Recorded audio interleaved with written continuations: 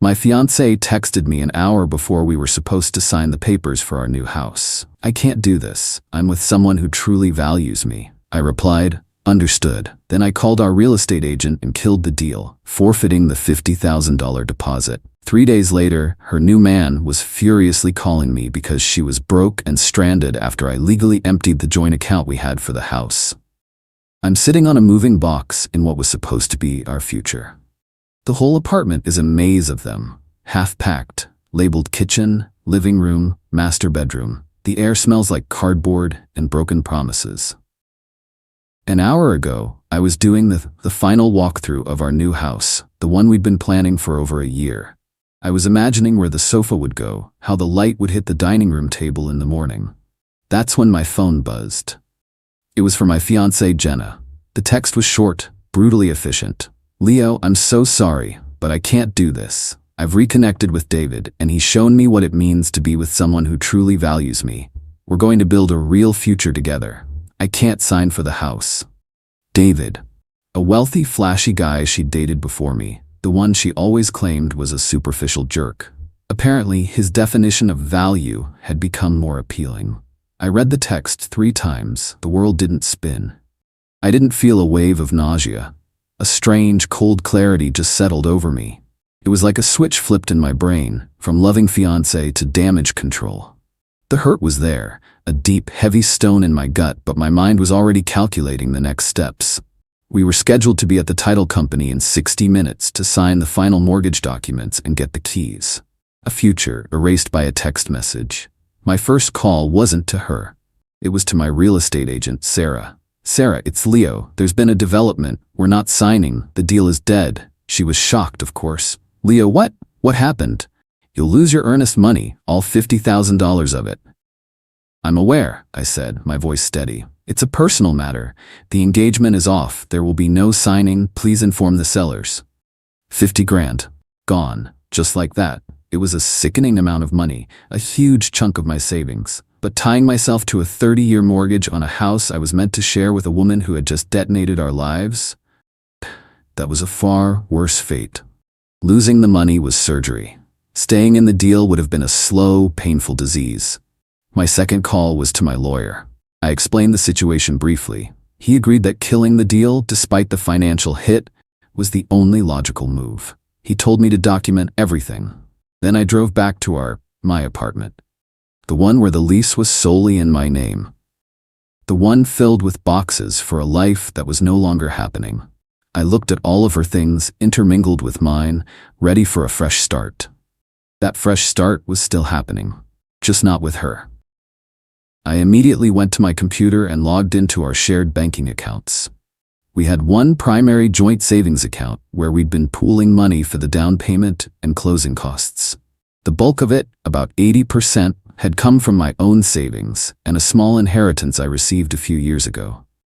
Jenna contributed, but her contributions were a fraction of mine. The account held just over $100,000, earmarked for the house. Legally, since it was a joint account, she had as much right to that money as I did. With the house deal dead, that money was now just sitting there, a liability. I didn't hesitate. I initiated a wire transfer for the entire balance into my personal, sole ownership savings account. Every last cent. It was a large transfer, so I knew it might take a day or two to clear, but I had initiated it. She had dissolved the partnership and its purpose. I was simply dissolving the shared financial vehicle for that partnership. Next, the credit cards. She was an authorized user on my primary card, the one with the high limit we used for shared expenses and travel. I logged in, remove authorized user, confirm, done. Her card was now a useless piece of plastic. I spent the next hour systematically untangling our digital lives, changed passwords on streaming services, removed her from my phone plan. It wasn't done out of anger, not really. It was just closing doors. She'd opened the door to another man, another life. I was just making sure all the doors back to my life were firmly shut and locked. I haven't heard a single word from her since the text. No call, no follow-up. Just a single, life-altering message and then silence. She's probably off celebrating her valuable new future with David. She has no idea that the financial foundation she took for granted has just been pulled out from under her. She wanted a future with him? She can have it, but she's starting from scratch with whatever is in her personal bank account. The comfortable safety net she thought she could just leave behind is gone. Now I sit here, surrounded by the ghosts of a future that will never be. It hurts, but there's also a strange sense of peace. The worst has happened. The betrayal is complete. Now the cleanup begins, and I have a feeling it's going to get messy. Update 1. It's been 72 hours since the text that blew up my life. The initial calm has remained, but it's been tested. Thanks for all the comments and messages of support. It's good to know that my logical approach isn't seen as cold-hearted by everyone. As many of you predicted, the fallout has begun. Jenna finally surfaced about 24 hours after her text. She didn't call to apologize or explain. She called because her key didn't work. After securing my finances, my next move was to have the locks on my apartment changed. It's my lease, my space. Her decision to end our engagement meant her residency here was also terminated. The first contact was a series of angry texts from a number I didn't recognize, which turned out to be her sister Qley. Leo, what the hell is wrong with you? Jenna is outside the apartment and her key isn't working. She needs to get her things. She's having a panic attack, I replied calmly. Her things can be retrieved at a pre-arranged time. She is no longer a resident. She can email me to schedule a time for a supervised pickup. This was followed by a frantic call from Jenna herself borrowing her sister's phone. The tone wasn't one of remorse. It was one of pure, unadulterated entitlement. Leo, open the door right now. This is insane. You can't just lock me out of my home. It's not your home, Jenna, I said, my voice level. It's my apartment. You made it clear you were building a future with someone else. That future doesn't include my home. I need my clothes, my laptop, my entire life is in there. This is completely unreasonable, she shrieked. You'll get your things, I repeated. Email me to schedule a time. You will be allowed in the entryway to direct movers, but you will not be entering the apartment itself. The line that came next was the one that solidified any lingering doubts I had. And what about the money? I tried to pay for the hotel room, and my card was declined. Did you cancel my card? You left me stranded with no money. I paused. The card was tied to my account, Jenna. Our financial relationship ended when our personal one did. As for the money in the joint account, I've moved it to secure the funds. As the purpose for that account, the house, is now void. We will divide the assets legally and equitably based on contribution, not on a 50-50 split of a fund I primarily created. The sound she made was a mix of a gasp and a choke. You did what? You can't do that. That's my money too. We were saving that for our future. You chose a different future, I said. The terms have changed. Have your lawyer contact mine. I hung up and blocked her sister's number. The emails started flooding in from a new address she created. They were a bizarre mix of feigned remorse and furious demands. One minute it was, I know I hurt you, but I was so confused. And the next it was, you legally owe me half of that money, and if you don't restore my access to it, I will sue you for everything you have. Then came David, the new man. He called me yesterday. His tone was arrogant, condescending. Look, man, this is David. I think you need to chill out a bit. Jenna is really upset. You're not being fair to her. Fair? I almost laughed. Your definition of fair seems to be me continuing to fund my ex-fiancée's lifestyle while she's with you. She needs her money, he said, as if it was a simple fact. She contributed to that account. You're basically stealing from her. We were going to use some of that to get our own place set up. The audacity was breathtaking. They didn't just want to be together. They wanted me to pay for their new life. Jenna's contributions will be returned to her, minus her share of any shared debts and the $50,000 loss from the earnest money deposit. She co-signed the purchase agreement, so she's equally liable for that loss. After that deduction, her portion is significantly smaller than you seem to think. Any further discussion will happen between our lawyers. There was a long silence on his end. I could practically hear the gears turning in his head as he realized the financial windfall he was expecting wasn't coming. You're really going to be like that? After everything? Yes, I said. I am. Have a good day, David. I hung up. I spent most of yesterday unpacking the boxes.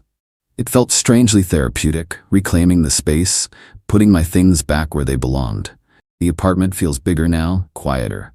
I've scheduled her supervised move-out for this Saturday. I hired a third-party moving company and an off-duty police officer to be present, just to ensure things remain civil. It feels extreme, but based on her and David's reaction, I'm not taking any chances. They don't see this as a breakup. They see it as a financial inconvenience that I am maliciously causing. The battle, it seems, is just beginning. Update 2. It's been 2 weeks since D-Day. The move-out happened this past Saturday, and it was every bit as dramatic as I anticipated, solidifying my decision to have a neutral third party and security present. Jenna arrived, not with professional movers, but with David and her sister, Qley. They clearly intended to pack her things themselves, probably to prolong the drama and search for things they could claim were theirs. The presence of the off-duty officer, a calm but very large man standing by the door, immediately threw them off their game. "What is this, Leo? Are you insane?" Qley spat as soon as she saw him. "This is to ensure a smooth and orderly transfer of belongings," I said, not looking at her, but at the officer. "They are here to retrieve Miss Jenna's personal items. They will not be going past the living room. My movers will bring any boxes from the other rooms out to them." David stepped forward, trying to look intimidating. "This is ridiculous. We're not going to steal anything." The officer just looked at him, arms crossed, and said nothing. It was incredibly effective. Jenna, for her part, put on a performance. She started crying, telling the officer that I was a cruel, controlling man who had thrown her out with nothing. She pointed at my television, our sofa. "I helped pick that out. We bought that together." I had been prepared for this. I had a small folder with me. I pulled out the bank statement showing the television was purchased from my personal account a year before she even moved in. I had the receipt for the sofa, paid for with my credit card. "Your contributions were to the shared life we were building, Jenna, not to my pre-existing assets. Your name is not on a single receipt for any major item in this apartment." Her face turned from tear-streaked victimhood to pure fury. The mask had slipped. She spent the next hour directing the movers I'd hired, arguing over every single item: a lamp, a set of dishes, a rug. Each time I had the documentation ready, it became clear that her understanding of ours was anything she liked, and mine was anything she didn't want. The real fireworks started when they were almost done. She demanded access to my home office, claiming she had important documents in there. I refused. I had already gone through the office and packed a box with any mail or papers that had her name on them. As my movers brought the box out, she lunged for it, tearing it open. It was mostly junk mail and old bills. "Where is the folder for the house?" she demanded. "The one with all the closing documents and the bank statements?" "My lawyer has all relevant documents pertaining to the dissolution of our shared assets," I said coolly. This was when David lost his temper. "Just give her the money, man. You're holding it hostage to be a jerk." The officer finally stepped in. "Sir, your only purpose here is to help this lady move her belongings. If you can't remain calm, I'll have to ask you to wait outside." David glared but backed down. After they left, the apartment felt hollowed out but clean. The fight, however, moved to a new front. As many of you predicted, the social media smear campaign began. Jenna posted a long, vague story about escaping a toxic and financially controlling relationship. She claimed I had seized her life savings and left her homeless and destitute, forcing her to rely on the kindness of her true friends. Her friends and family shared it, adding their own commentary about how they never trusted me and always knew something was off. I lost a few mutual acquaintances from my friends list. It was irritating, but I refused to engage. I didn't post a rebuttal. I didn't defend myself. I just sent screenshots of the posts to my lawyer, who added them to our growing file on her behavior. The most satisfying part of the week came from my lawyer. He had sent a formal letter to Jenna's new attorney, outlining our position. It included a full accounting of the joint savings account, showing my 80% contribution. It detailed her liability for half of the forfeited $50,000 deposit. It calculated that after deducting her $25 share of that loss from her initial contribution, she was entitled to a sum that was far, far less than the 50% she was demanding. In fact, it was a relatively small amount. The letter also included a warning. It stated that her ongoing defamatory statements on social media constituted libel, and if they did not cease immediately, we would be filing a countersuit for damages to my reputation. The best revenge, I'm learning, isn't loud. It's quiet, methodical, and legally airtight. She wanted to play games, assuming I was an emotional wreck who would be easy to manipulate. She's finding out that she wasn't dating a pushover.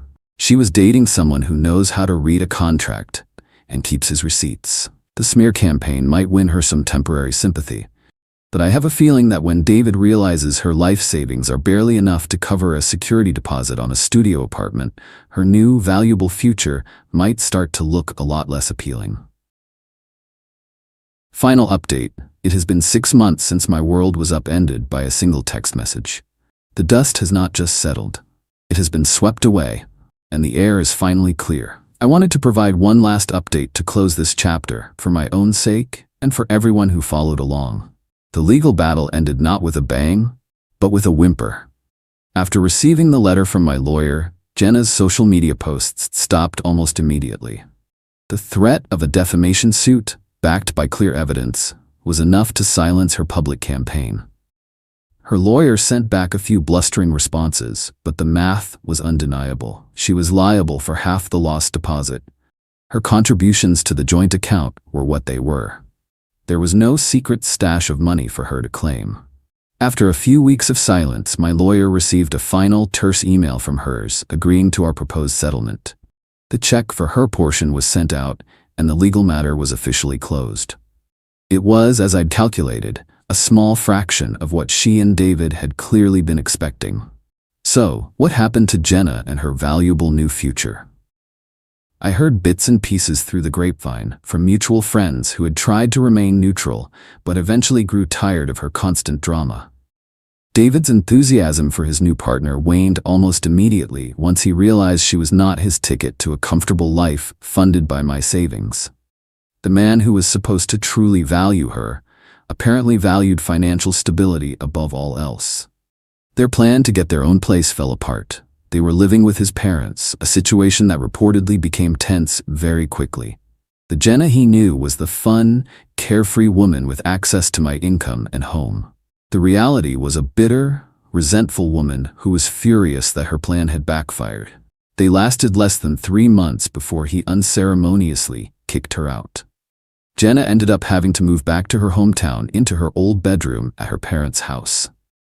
Her sister, Qley, apparently washed her hands of the situation after Jenna became a constant source of financial requests and complaints. The last I heard, Jenna was working a retail job at the local mall, constantly complaining on her now private social media about how unfair life was and how I had ruined everything for her. There has been no self-reflection, no accountability. In her mind, she remains the victim. As for me, that initial $50,000 loss was a bitter pill to swallow. But in hindsight, it was the best money I ever spent. It was an exit fee, an eject button from a life with a person who saw me not as a partner, but as a utility. It saved me from a 30-year mortgage, from years of wondering if she truly loved me, from the inevitable, more painful implosion that would have come later. Instead of a house, I invested that money in myself. I took a portion of it and went on a month-long trip to Southeast Asia, something I had always wanted to do, but Jenna had always dismissed as too rustic. It was incredible. It cleared my head and gave me a new perspective. When I came back, I used the rest of the funds as seed money to start a small consulting business on the side, a passion project I'd been putting off for years. It's starting to take off, and for the first time in a long time, I feel like I'm building a future that is truly my own. The revenge was not in the arguments or the legal letters. The revenge was in the silence. It was in my refusal to be drawn into her drama. It was in allowing the natural consequences of her actions to play out without my interference. She wanted a different life, and she got it. She gambled thinking she could have a new man and my money. She lost and ended up with neither. She is living the exact future she built for herself on that day. My apartment is no longer filled with boxes. It's filled with my things, my life. It's peaceful. The ultimate satisfaction wasn't in seeing her fail. It was in my own success and happiness after she was gone. She didn't break me, she liberated me. And for that, in a strange way, I suppose I should be grateful. Thanks for everything, Reddit. It's time to move on.